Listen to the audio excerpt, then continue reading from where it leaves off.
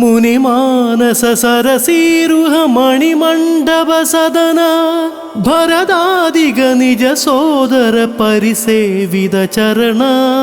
മുനിമാനസ സരസീരുഹ മണിമണ്ഡപ സദന ഭരതാദിക നിജ സോദര പരിസേവിത ചരണ.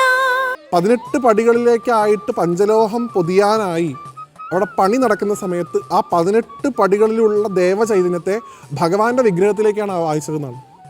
അതിനുശേഷം പണി പൂർത്തിയായതിനു ശേഷം വിഗ്രഹത്തിൽ നിന്ന് തിരിച്ച് പടികളിലേക്ക് ആവാഹിച്ചു. അപ്പോൾ നോക്കൂ, ഭഗവാന് തുല്യമായിട്ടുള്ള ചൈതന്യം തന്നെയാണ് 18ാം പടിയിലുള്ളത്.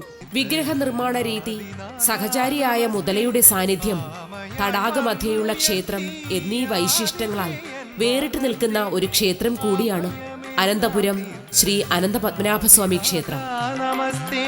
സന്ധ്യാ